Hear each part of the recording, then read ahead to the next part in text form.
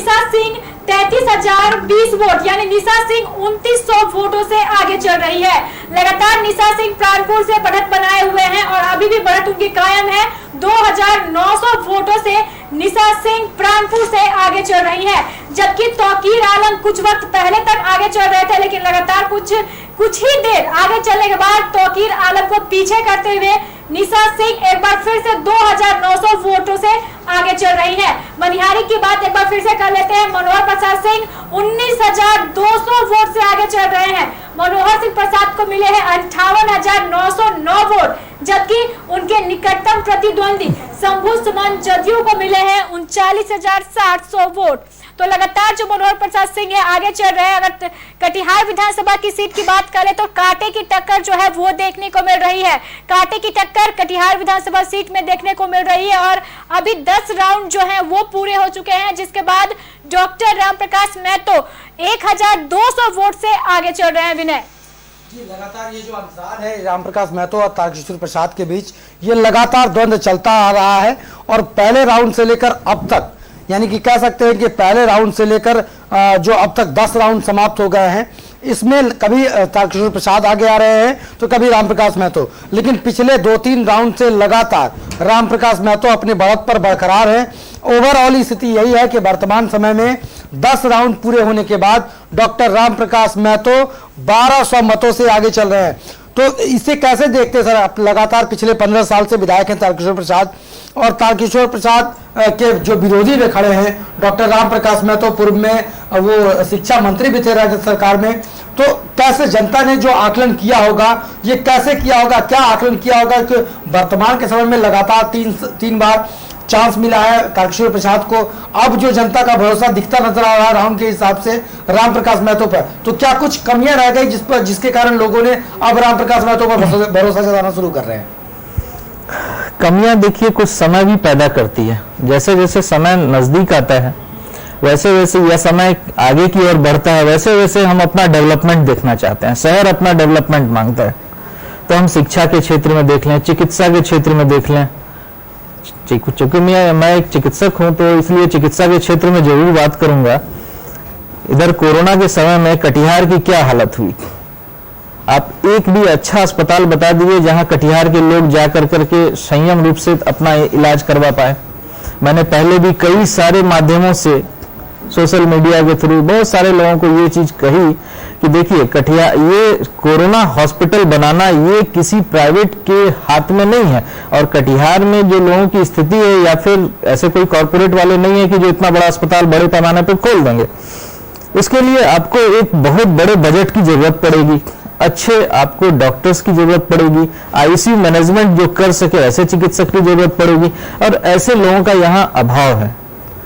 तो सारे लोगों को यहाँ से बाहर जाना पड़ेगा, चाहे वो निकटतम राज्य हो, बंगाल के क्षेत्रों में गए और अपना इलाज करके तो वापस आए।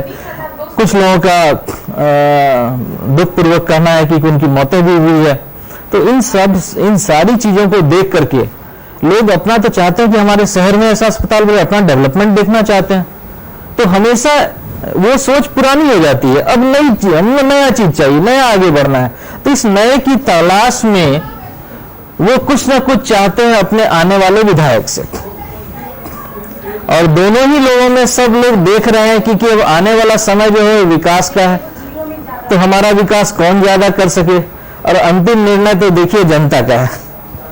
बिल्कुल सही कहा सर आपने। और अभी अगर बात कर ले पूर्वी चंपारण की, तो पूर्वी चंपारण से पहला जो रिजल्ट है वो घोषित हो चुका है। रक्सौल से भाजपा प्रत्याशी प्रमोद सिन्हा जीत चुके हैं।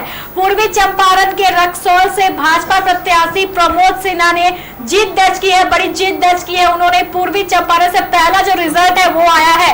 रक्सौल विधानसभा सीट से भाजपा प्रत्याशी प्रमोद सिन्हा जीत चुके हैं। तो जो नतीजे हैं वो भी लगातार क्लियर होते जा रहे हैं, और अगर भाजपा की बात करें तो स्थिति कुछ मजबूत होती हुई दिखाई दे रही है। अगर दरभंगा से बात करें तो दरभंगा से बीजेपी के संजय सरावगी लगभग 10,000 वोटों से जीते हैं। राजद के अमरनाथ गामी को उन्होंने हार का मुंह दिखाया है। तो अगर दरभंगा से बात करें तो दरभंगा से बीजेपी के संजय सरावगी लगभग 10,000 वोट से जीत चुके हैं।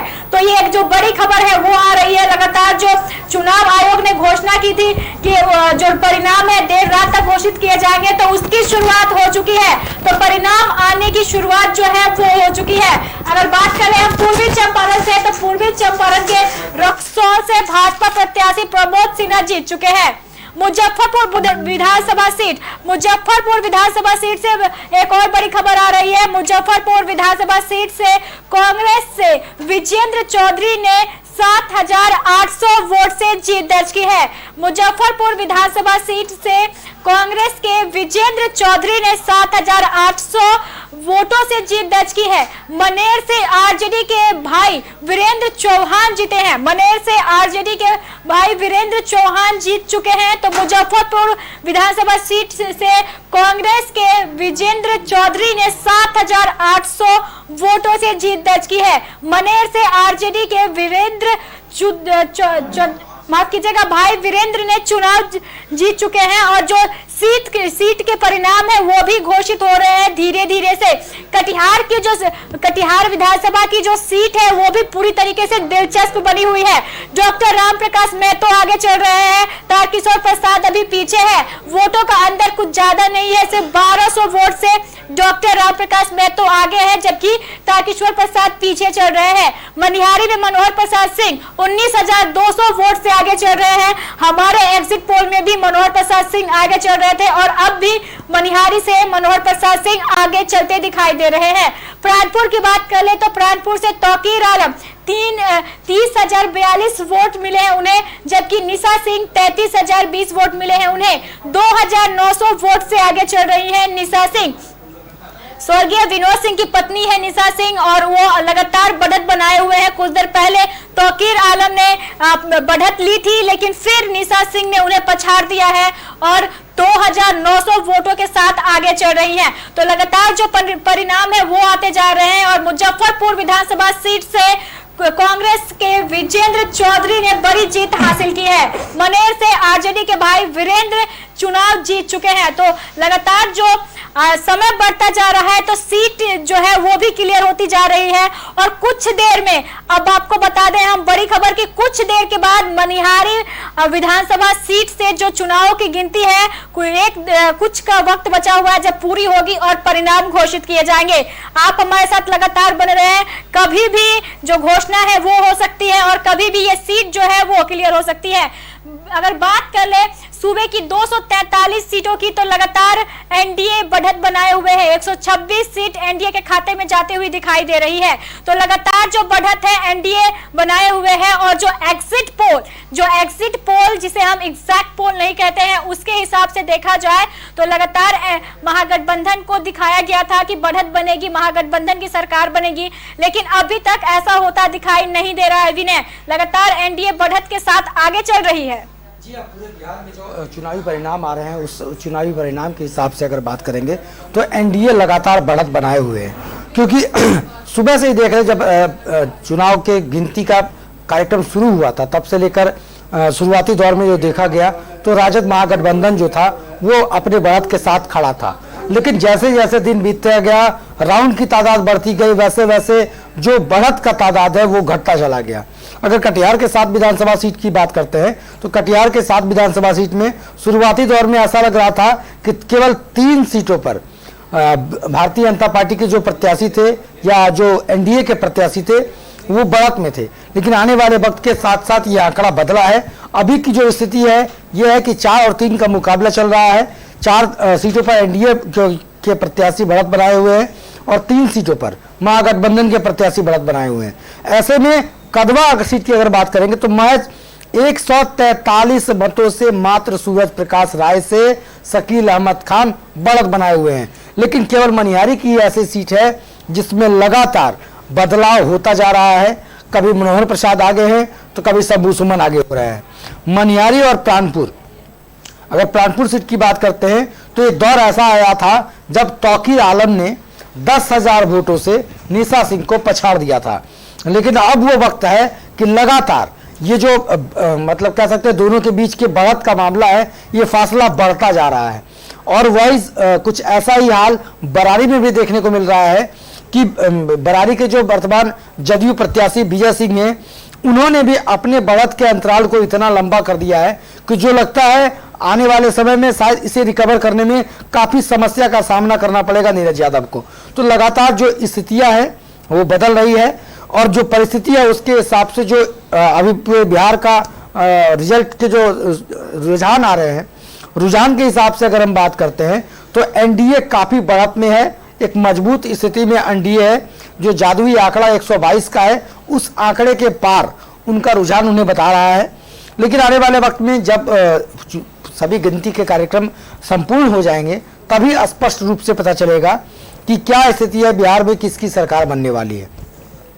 हमारे साथ विश्लेषक के तौर पर यहाँ पर चिकित्सक मौजूद हैं, डॉक्टर कुमार शंभुनाथ जी। सर, आपसे जानना चाहेंगे क्योंकि लगातार बिहार में जो बदलाव देखे जा रहे हैं, जो आंकड़े थे, अगर एग्जिट पोल के हिसाब से बात करेंगे तो जो फिलहाल के आंकड़े हैं वो एग्जिट पोल से बिल्कुल पलट है। तो ऐसे में क्या जनता ने पहले आकलन किया है, उसके बाद अपने मताधिकार का प्रयोग किया है? नहीं, एग्जिट पोल हमेशा सही नहीं होता है, ये तो कई बार हम देख चुके हैं। तो जनता का जो आकलन था उस हिसाब से जनता ने वोट दिया। अब आप जब पूछते हैं जनता से आपने किसको वोट दिया है, ये बड़ा जनता के लिए अब समय नहीं रहा है कि वो बहुत सारी चीजों को सोच समझ के बोलते हैं। तो कई बार आपके जो एग्जिट पोल है उसके नतीजे सही नहीं होते हैं। जो वोट दिया है वही रिजल्ट है और आगे भी सामना करने के लिए तैयार रहना चाहिए लोगों को।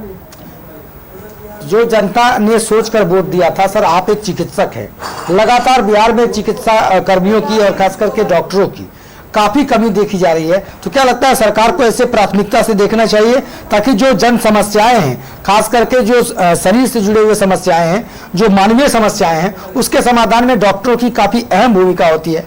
तो क्या डॉक्टरों की जल्द से जल्द नियुक्ति करनी चाहिए, जो कुछ कमियां हैं डॉक्टरों की? देखिए, जब चिकित्सा की बात करेंगे तो हमारा देश कई सारे देशों से बहुत पीछे है। मैं तो कई सारे, चाहे यूएस हो, यूके हो, जापान हो, हर जगह घूम चुका हूँ। कई जगह तो मैं अपना पेपर प्रेजेंट किया हूँ, यहाँ के कटिहार का कई सारा रिसर्च पेपर वहाँ पेपर पब्लिश भी हुआ और वहाँ जाके प्रेजेंट किया है हमने। तो ऐसी बहुत सारी चीजें हैं चिकित्सा के मामले जो बाकी अन्य देशों की अपेक्षा हम बहुत पीछे हैं, कहीं खड़े ही नहीं है। यदि कोई कह दे कि इस जन्म में मैं शायद उस देश के बराबर में अपने देश को देखूं किसी भी क्षेत्र में, या वो एजुकेशन हो, चिकित्सा, मैं नहीं समझता हूं कि मैं कभी देख पाऊंगा, जो फैक्ट है। अचानक से ऐसी बदलाव कुछ आ जाए, ऐसा नहीं होगा। अचानक से बदलाव आप कैसे ला देंगे? कटिहार में ऐसे चिकित्सक या फिर इस देश में ऐसे चिकित्सक कहां से पैदा कर देंगे? हो ही नहीं सकता। और ऐसे अस्पताल कहां से खोल देंगे? बहुत सारे देश हैं जहां चिकित्सा बिल्कुल फ्री है। आप जन्म लिए हैं, आपकी एजुकेशन फ्री है, आपकी चिकित्सा फ्री है, एक उम्र के बाद, एक पढ़ाई के बाद आपका एक जॉब सिक्योरिटी है, जॉब फ्री है, आपकी इतनी सैलरी आनी है पर मंथ, आपका इनकम शुरू हो जाएगा। ये कहाँ है इस देश में? अभी बहुत पीछे हैं।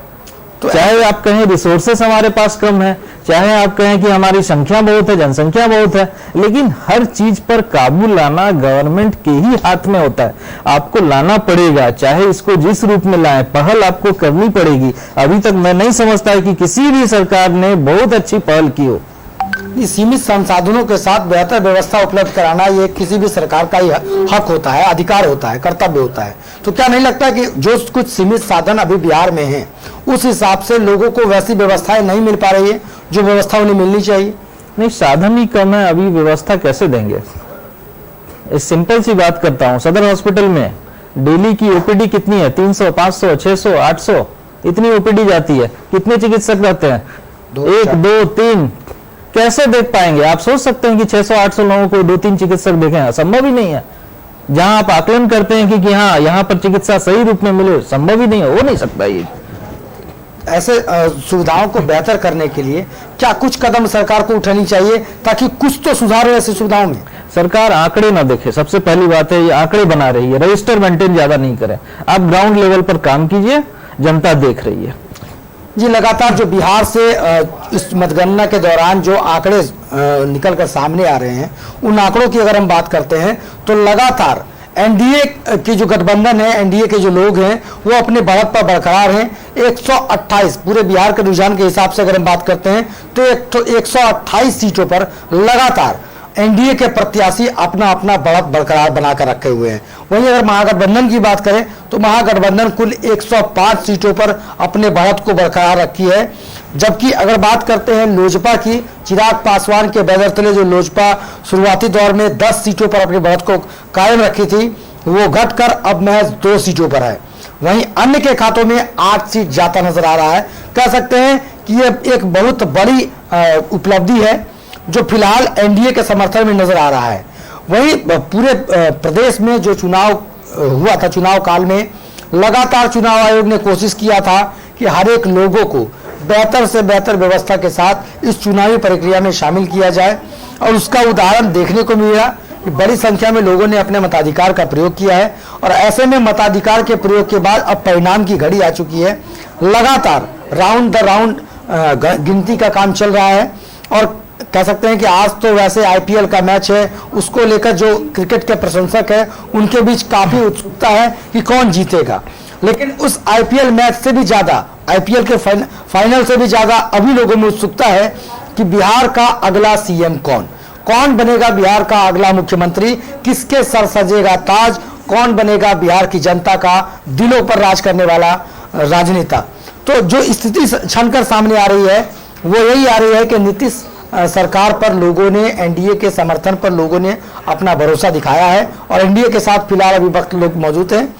जो वर्तमान स्थिति है उस हिसाब से जो सरकार बनने वाली है, जो आंकड़े बता रहे हैं उसके हिसाब से सरकार फिर से एनडीए गठबंधन का ही बनने वाला है।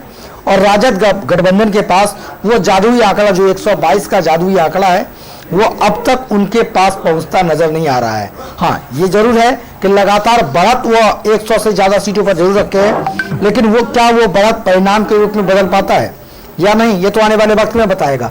लेकिन जो अभी का वक्त कह रहा है, वक्त यही कह रहा है कि शायद अभी बिहार को बदलाव की आवश्यकता नहीं है। जो अभी आंकड़े निकल कर आ रहे हैं उन आंकड़ों से यही स्पष्ट होता है। चलिए सर, क्योंकि आप चिकित्सा के क्षेत्र से जुड़े हुए हैं, आप भी इसी कटिहार में रहते हैं, आपका एक अस्पताल है, बच्चा अस्पताल। आपने कहा कि उसके भी सामने जब इधर बरसात 2-4 दिन हुई थी तो जल जमाव की समस्या का सामना करना पड़ा। कटिहार नगर पालिका से नगर निगम बन गया, नगर निगम का लोग टैक्स भी दे रहे हैं। क्या लगता है कि उस टैक्स के हिसाब से कटिहार शहर में कुछ बेहतर विकास की व्यवस्थाएं नजर आ रही? नगर निगम को कहीं न कहीं बड़े बदलाव की जरूरत है। जितनी अपेक्षाएं लोगों की है नगर निगम से, उस पे तो खड़ा नहीं उतर रहा है। जब भी जनता की बात करूं मैं तो 2 टूक में कहूंगा कि नगर निगम से लोग खुश नहीं है।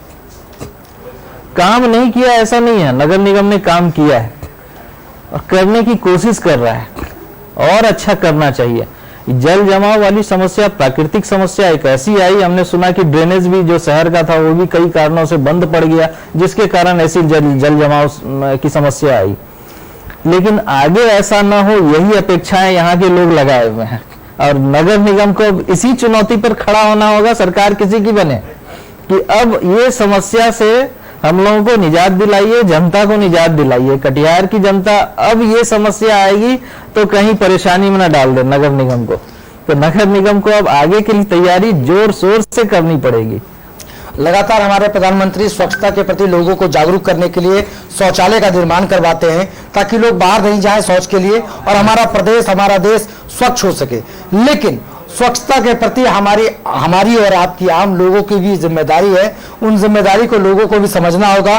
कचरा लोग सड़कों पर ना फेंके, कचरे को कचरेदान में ही दें, कूड़ेदान में ही दें, ताकि जो शहर का स्वच्छता है वो लगातार रहे।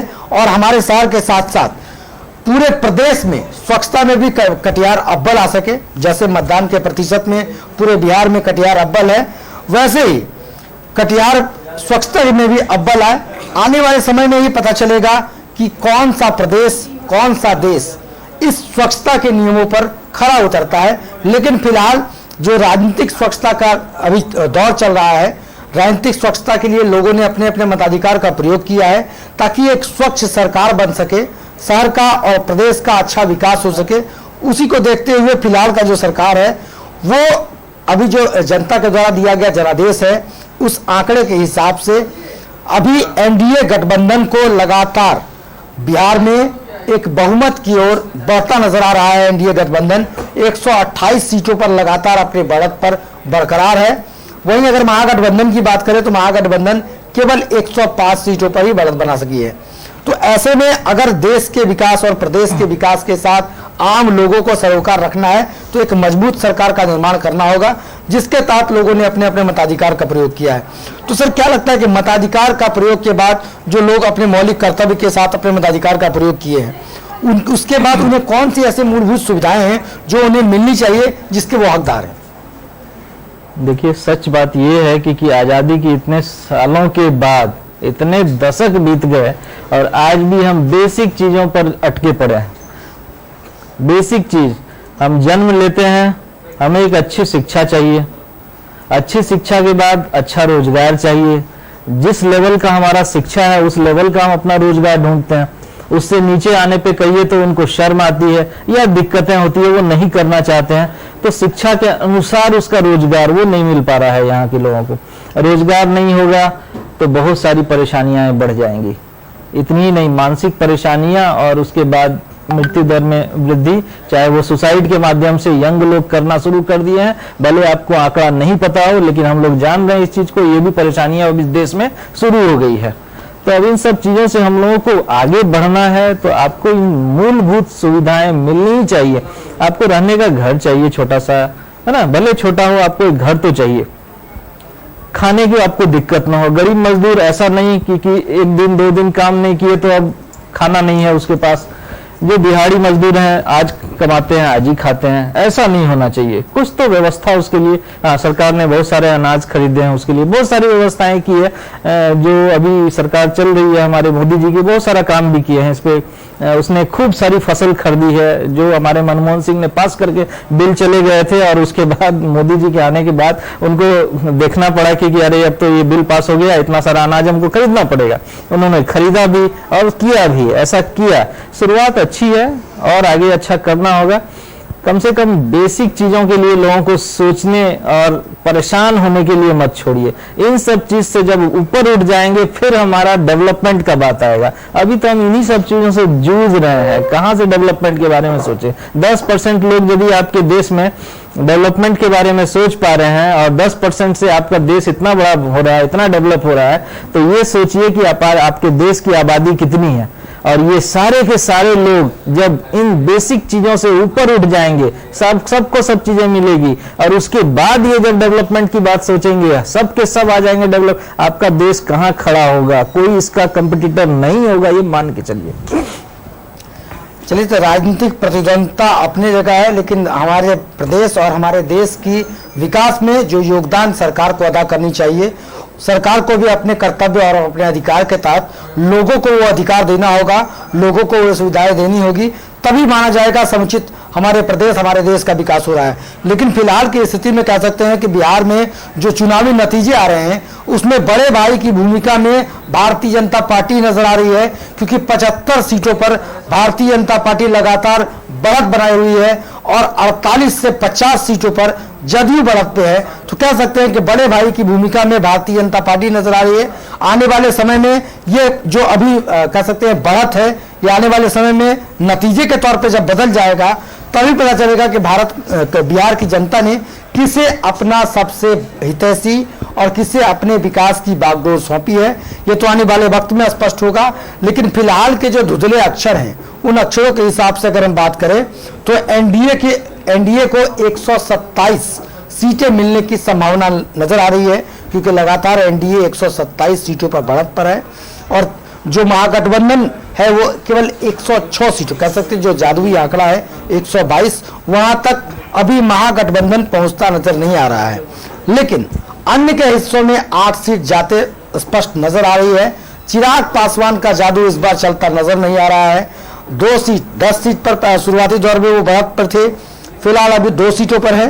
तो कह सकते हैं ये एक बहुत बड़ा फैक्टर होगा। लेकिन जो भी हो, आरजेडी को स्पष्ट प्रॉफिट होता नजर आ रहा है कि 67 सीटों पर लगातार राजद अपने बढ़त को कायम रखा है और 21 सीटों पर कांग्रेस।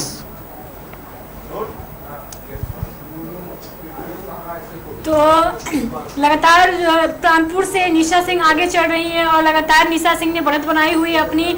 और क्या कहना है दुलाल चंद गोस्वामी का और पूर्व जो विधायक थे निखिल चौधरी, उनका क्या कहना है, चलिए वो भी सुन लेते हैं।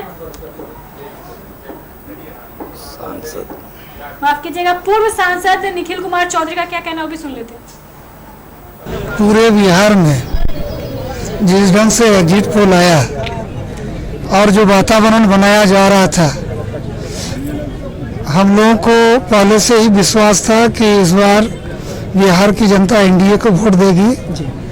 और आज अभी जो अब से हम बात कर रहे हैं तो जो रुझान है काउंटिंग का, एनडीए पूर्ण बहुमत की ओर आगे बढ़ रही है पूरे बिहार में जी।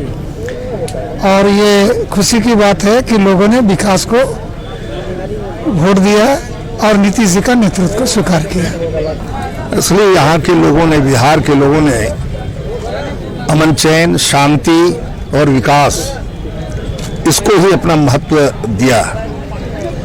प्रधानमंत्री भाई नरेंद्र मोदी जी का और बिहार के मुख्यमंत्री नीतीश कुमार जी और उनके उप मुख्यमंत्री सुशील कुमार मोदी के कार्यों को लोगों ने सराहा और इसको लेकर बिहार में ये वोट हुआ है। हम लोग चुनाव प्रचार के समय भी ये कहते थे कि बिहार की जनता इनके पक्ष में वोट देगी, काम को वोट देगी। लेकिन इसी बीच एग्जिट पोल आ गया, उसने निश्चित तौर से एक भ्रम की स्थिति पैदा की। जब आज मतगणना हो रही है तो हम पूर्ण बहुमत की सरकार की ओर बढ़ रहे हैं।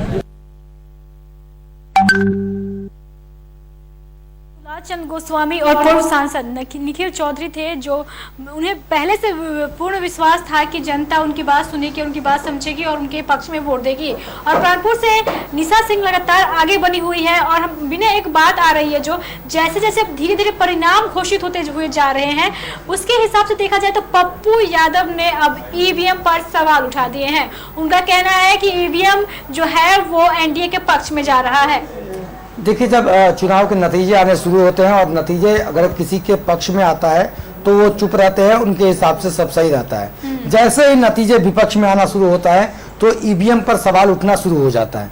तो ऐसे में अगर ईवीएम पर आपको किसी भी तरह का शक था, अंदेशा था, तो लगातार चुनाव आयोग की टीम लोगों को या जो राजनेता इस चुनाव अखाड़े में थे उन तमाम लोगों को ईवीएम से जुड़ी हर गतिविधि, हर बात को चुनाव आयोग ने बताया था। उस समय किसी को किसी प्रकार की आपत्ति नहीं थी। लेकिन अब जब परिणाम आ जाते हैं तो उसके बाद लगातार ईवीएम पर सवालिया निशान उठाए जाते हैं। तो ये तो राजनीतिक दलों की बातें हैं, ये बातें लगातार सुनने को मिल रही है।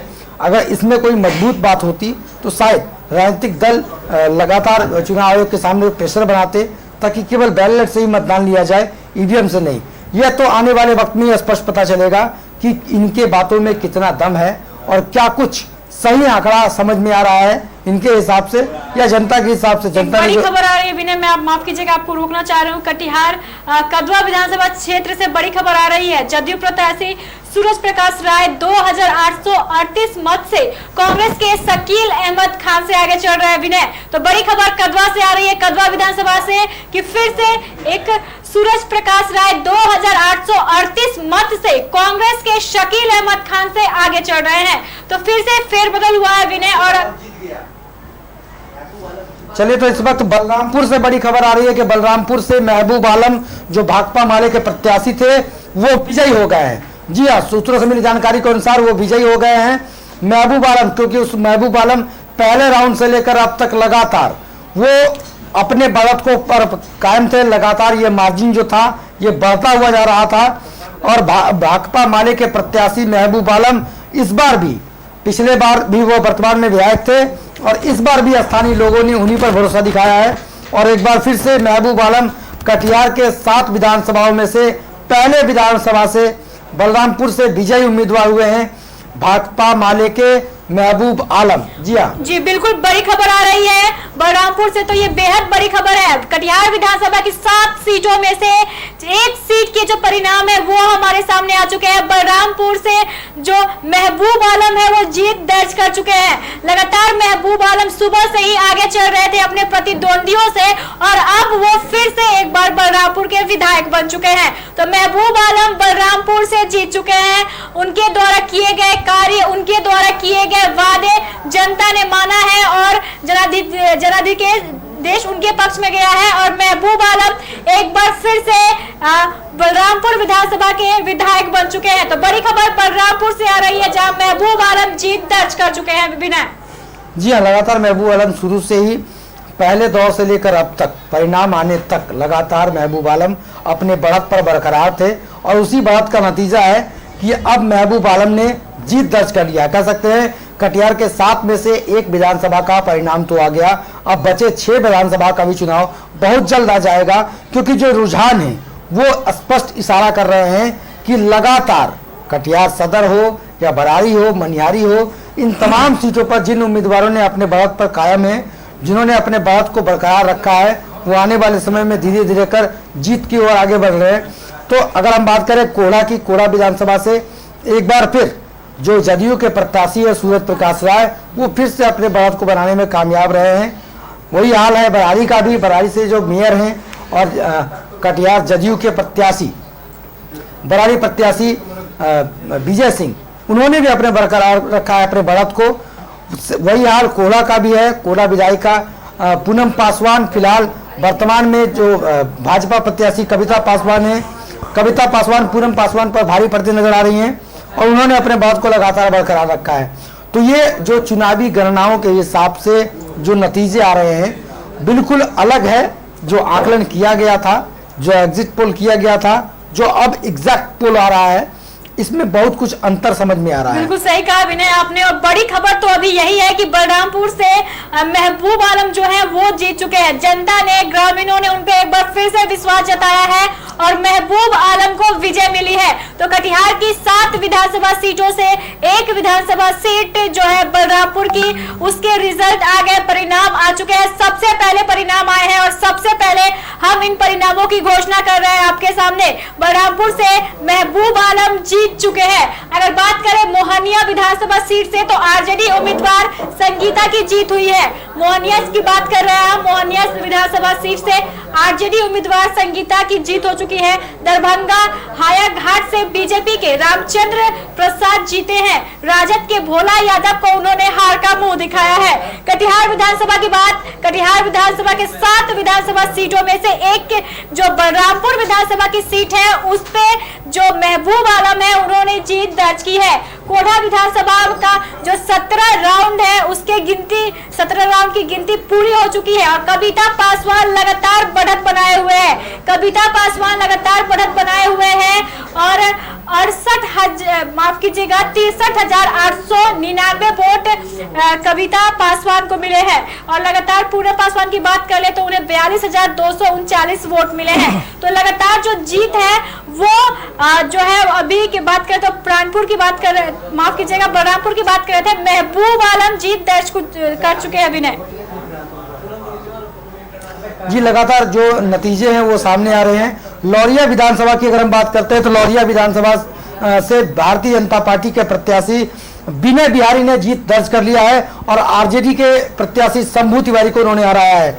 हाजीपुर से भाजपा प्रत्याशी अवधेश सिंह विजयी रहे हैं। जी हाँ, लगातार भारतीय जनता पार्टी और एनडीए के उम्मीदवार विजय श्री को प्राप्त कर रहे हैं, जो कि आने वाले समय में सरकार गठन में काफी अहम भूमिका निभाएगा। एग्जिट पोल और एग्जैक्ट पोल में काफी अंतर देखा जा रहा है कि लगातार जो कटिहार विधानसभा के भी जो एग्जिट पोल थे और उसमें जो वर्तमान में रुझान आ रहे हैं, उसमें काफी कुछ अंतर नजर आ रहा है, जिसमें से कि एक विधानसभा, कटिहार के 7 में से 1 विधानसभा के निर्णय स्पष्ट हो गए हैं, वो है बलरामपुर। बलरामपुर से माले विधायक महबूब आलम एक बार फिर जनता की पसंद बने और जीत कर सामने आए। सर कैसे देखते हैं, एक बार फिर माले विधायक बलरामपुर से जीत कर सामने आए, क्या लगता है उनके काम पर जनता ने भरोसा दिखाया है? ये जीत देखिए लगभग तय थी, चाहे आपका एग्जिट पोल हो, चाहे आप कुछ भी किसी से भी पूछ लें, ये जीत लगभग तय थी। इसके बीच कहीं से भी एग्जिट पोल, एग्जैक्ट पोल, इसमें कोई डिफरेंस आने वाला नहीं था।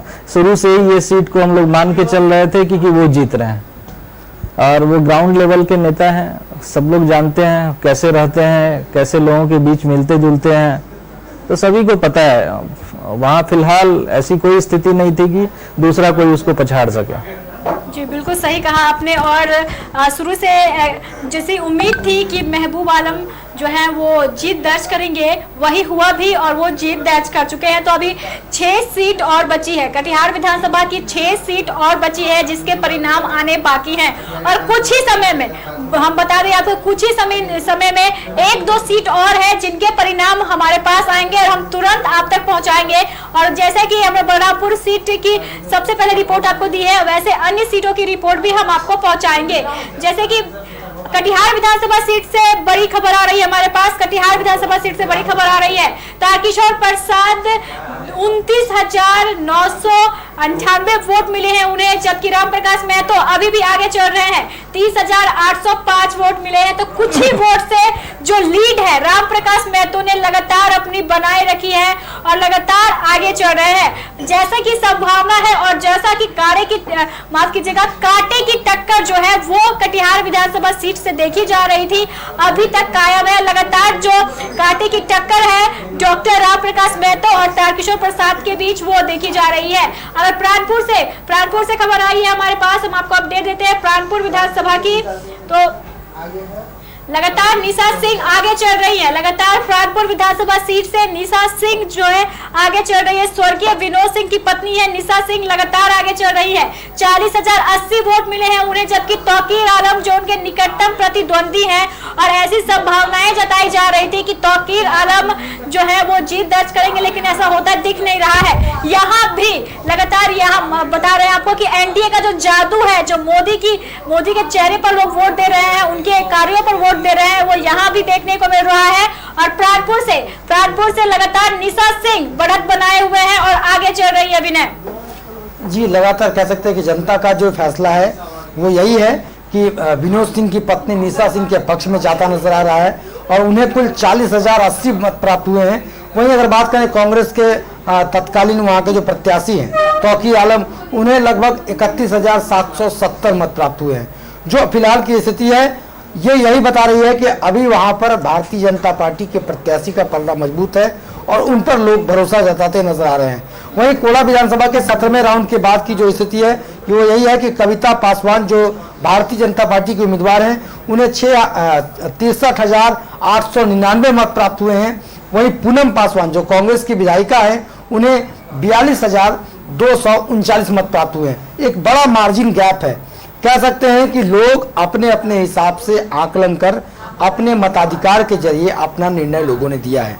और खास करके अगर हम कोड़ा सीट की बात करेंगे तो यहाँ सबसे ज्यादा पोलिंग परसेंटेज रहा था और यहाँ महिला मतदाताओं ने विशेषकर यहाँ पर अपने मताधिकार का प्रयोग किया था। तो कह सकते हैं कि महिला मताधिकार जो उन्होंने अपना प्रयोग किया था और उनका क्या निर्णय है, उनका निर्णय स्पष्ट है कि जो महिला नेत्री उनके हिसाब से काम करेगी, उन्हें ही चुनकर आगे किया है।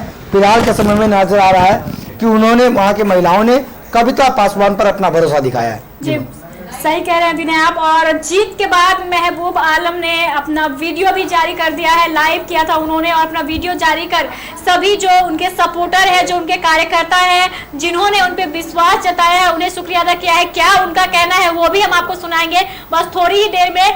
अभी हम आपको बता दें कि लगातार जो गिनती है वो हो रही है और लगातार जो राउंड है वो भी बढ़ते जा रहे हैं। और अगर बात करें कटिहार विधानसभा सीट की तो 11वें राउंड की जो गिनती है वो पूरी हो चुकी है और 816 वोट, मात्र 816 वोट से डॉक्टर रामप्रकाश महतो आगे चल रहे हैं। 816 वोट से डॉक्टर रामप्रकाश महतो जो है वो आगे चल रहे हैं, जबकि निशा सिंह लगातार बढ़त बनाए हुए हैं। निशा सिंह शुरू से ही बढ़त बनाए हुए थी और कुछ देर के लिए ही तौकीर आलम ने जो बढ़त थी वो बनाई थी, लेकिन फिर निशा सिंह आगे हुई और उन्होंने बढ़त बनाई। बलरामपुर से लगातार जो खबरें हैं, अब बलरामपुर की जो सीट है वो फिर से महबूब आलम के पास चली गई है, यानी महबूब आलम शुरू से ही उस क्षेत्र में कार्य करते आए हैं। जनता के बीच एक जाना माना चेहरा थे और जनता के लिए कार्य करने के लिए जाने जाते हैं महबूब आलम।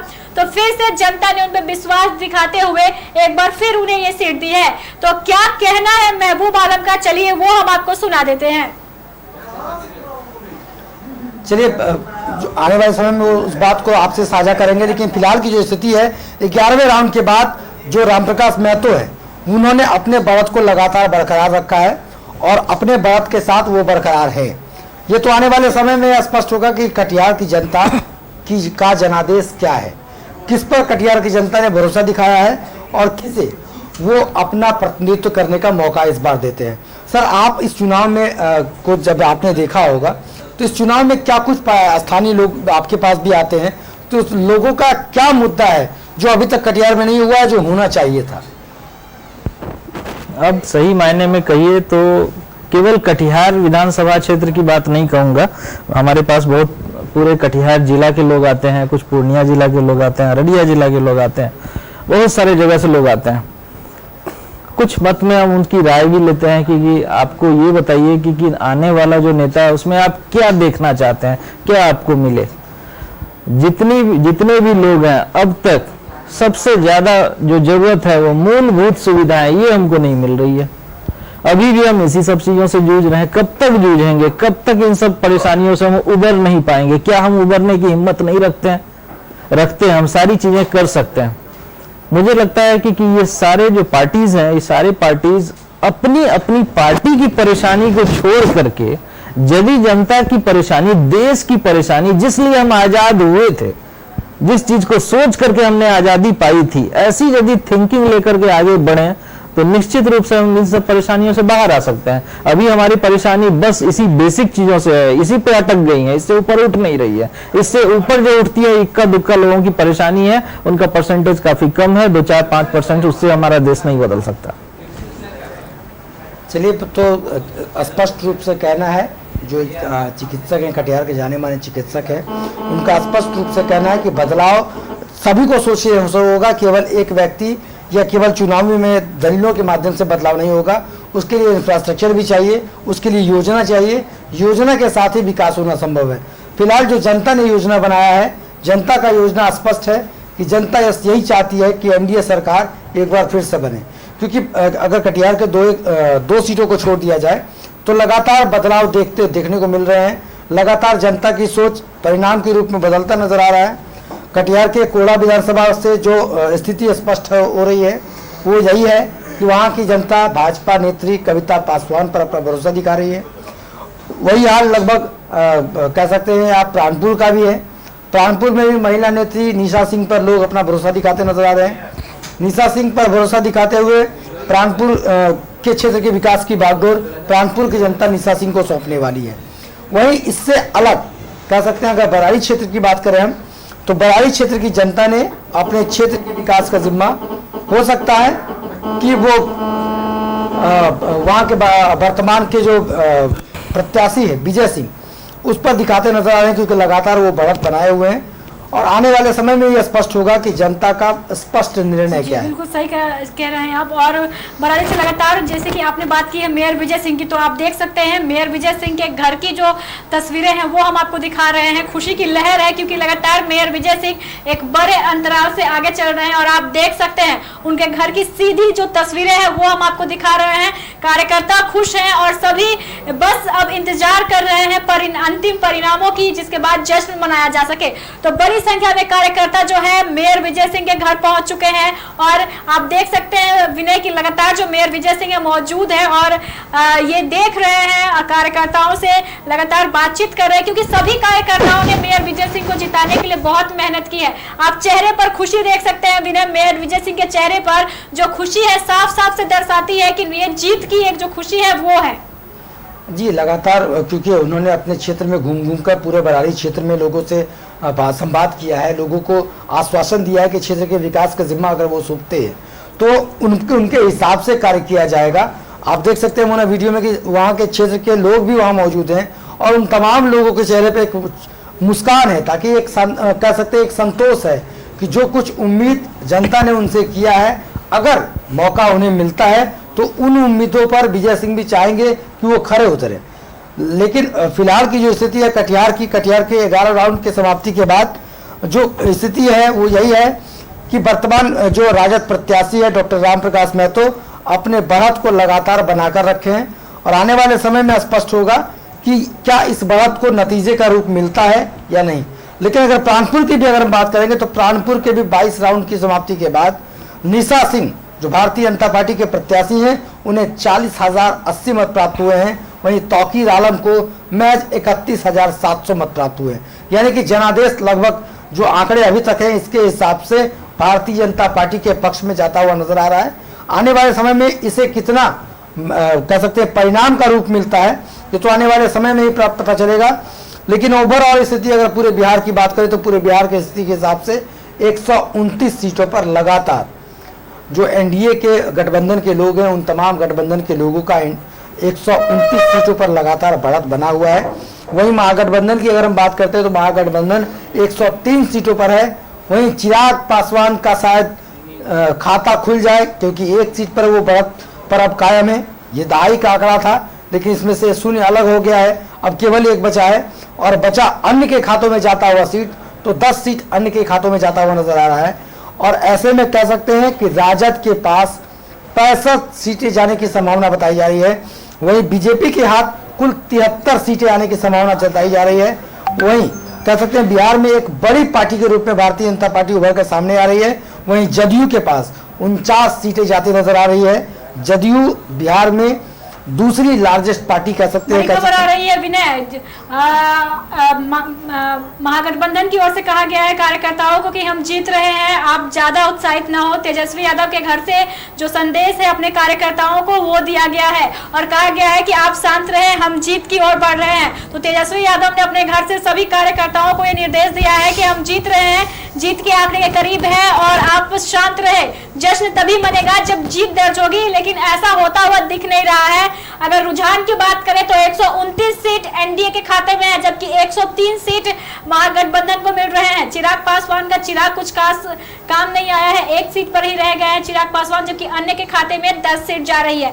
तो तेजस्वी यादव ने अपने घर से भी ऐलान किया है, कार्यकर्ताओं को संदेश दिए हैं, निर्देश दिए हैं कि आप शांत रहे, हम जीत की ओर बढ़ रहे हैं। लेकिन जो रुझान है वो तो कुछ और ही कह रहे हैं विनय। नहीं, समर्थकों को चाहिए भी कि अपने बात को, अपने नेता की बात को सुने समझे। कोई भी नेता हो, जब वक्त आता है दौर हार या जीत का तो उस समय उत्साह की कमी रखनी चाहिए और उन्हें संयम का परिचय देना चाहिए, क्योंकि संयम के साथ अगर किसी बात को वो रखते हैं या जनता के बीच जाते हैं तभी जनता को भरोसा होता है कि जो उनके द्वारा कही हुई बात है उस पर वो खरे उतरेंगे। हमारे बीच राजनीतिक विश्लेषक के रूप में यहाँ एक चिकित्सक मौजूद हैं। सर, क्या लगता है कि मनोवृत्ति ऐसी होनी चाहिए कि पहले संयम के साथ बात को समझा जाए, देखा जाए, उसके बाद किसी तरह की प्रतिक्रिया दी जाए? विनय, सर से जानकारी लेंगे उससे पहले फिर एक बार बता दें कि शकील अहमद खान फिर लीड कर रहे हैं। एक बार फिर से सूरज राय पीछे चले गए हैं। कदवा विधानसभा की बात कर रही हूं मैं। शकील अहमद खान फिर आगे चल रहे हैं जबकि सूरज प्रकाश राय पीछे हो चुके हैं। 17 राउंड की गिनती के बाद ये परिणाम आए हैं जब शकील अहमद खान आगे चल रहे हैं जबकि सूरज प्रकाश राय एक बार फिर पीछे हो चुके हैं और बलरामपुर की सीट जो है अब महबूब आलम के पास हो चुकी है। जी सर, क्या लगता है सर, लोग को संयम का परिचय देना चाहिए क्योंकि जब चुनाव के परिणाम आते हैं तो लोग उत्साह में कुछ ज्यादा ही उत्साहजनक कार्य कर जाते हैं जो आम लोगों के हिसाब से सही नहीं होता है। देखिए, जहाँ लीडरशिप की बात आती है वहाँ एक बात बड़ी अच्छे से याद आती है हमारे पूर्व राष्ट्रपति डॉक्टर APJ अब्दुल कलाम की। कलाम साहब ने जो पहला अपना एक अंतरिक्ष पे एक मिसाइल जो उसने छोड़ा था वो उसका फेल हो गया था और फेल होकर करके वो बंगाल की खाड़ी में गिर गया। उस समय वो लीड कर रहे थे लेकिन जो उनके सीनियर थे उन्होंने आज सामने आकर के कहा कि मैं इसकी जिम्मेवारी लेता हूं। अगली बार जब उसने मिसाइल बनाई और सही परीक्षण उसने सही किया तब जाकर के उसी सीनियर ने उनको कहा कि अब्दुल कलाम अब तुम जाओ और प्रेस कॉन्फ्रेंस तुम करो।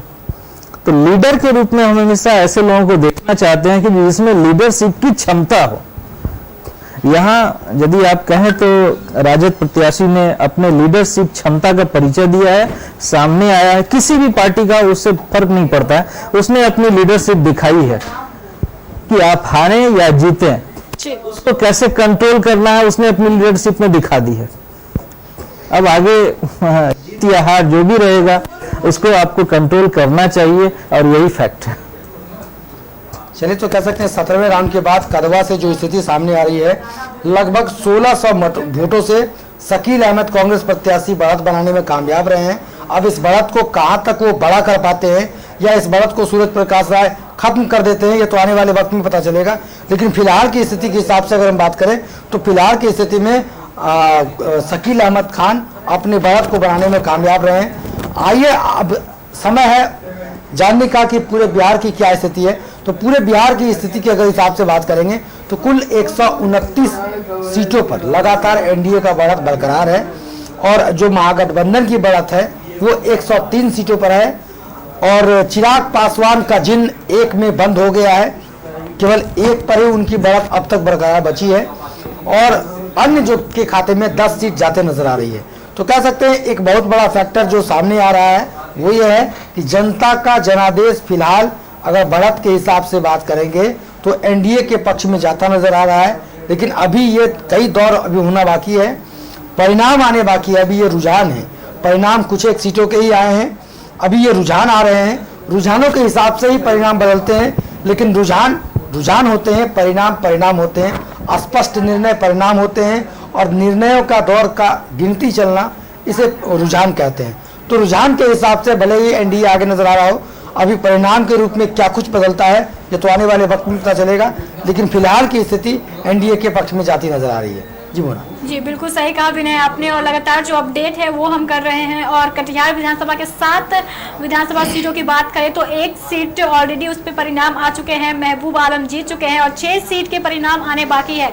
और जो सभी प्रत्याशी है उनके दिल की धड़कनें हैं जो तेज हो चुकी है। जैसे जैसे जो वोटों की गिनती हो रही है वैसे वैसे उनके दिल की धड़कन तेज हो रही है। राउंड दर राउंड सभी प्रत्याशियों के नजरें जो है उसी पर पड़ी हुई है। जैसे ही कुछ बात सामने आती है सभी प्रत्याशी डर जाते हैं। लेकिन मेयर विजय सिंह की एक बात है विनय कि बहुत रोचक तथ्य है कि जो उम्मीद नहीं की जा रही थी, बरारी में नीरज यादव का जो दबदबा है वो बहुत बड़ा है और पिछले कई वर्षों से विधायक रहे हैं वो नीरज यादव वहां के। और आज ऐसे उम्मीद की जा रही थी कि इस बार भी नीरज यादव जीतेंगे।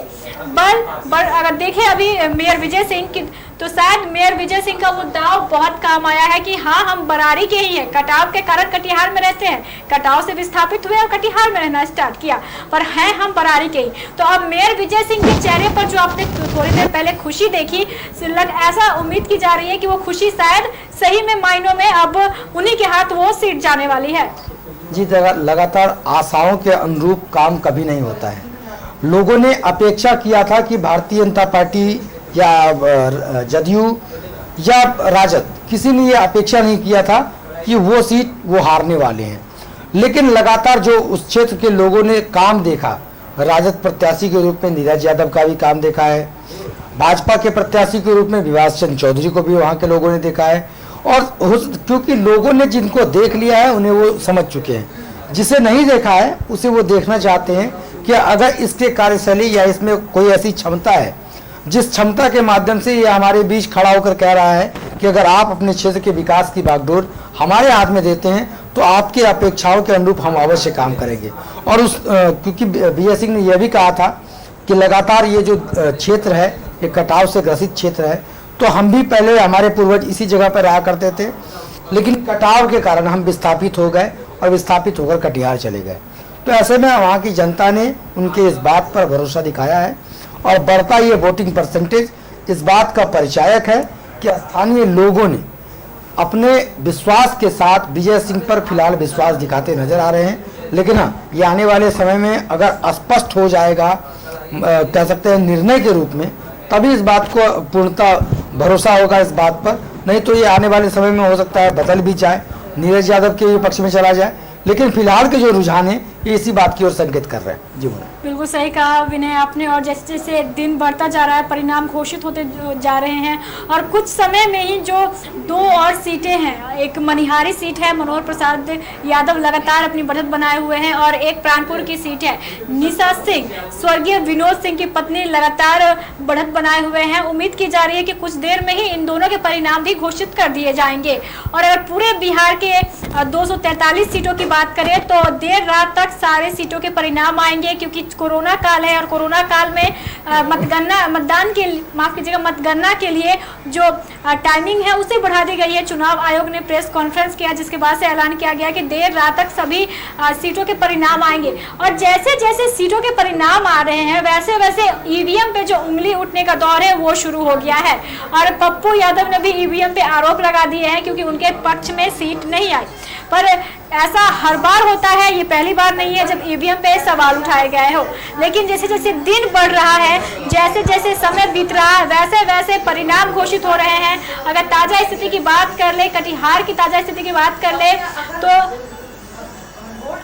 पूरे बिहार की पहले बात कर लेते हैं तो एनडीए लगातार लीड कर रही है। एनडीए लगातार लीडिंग पोजीशन पे है, 129 सीटों के साथ लगातार लीड कर रही है, जबकि तेजस्वी 103 सीटों के साथ है। चिराग पासवान का चिराग जो है अब धीरे धीरे बुझता नजर आ रहा है, 1 सीट उनके खाते में है जबकि अन्य के खाते में 10 सीटें गई हैं।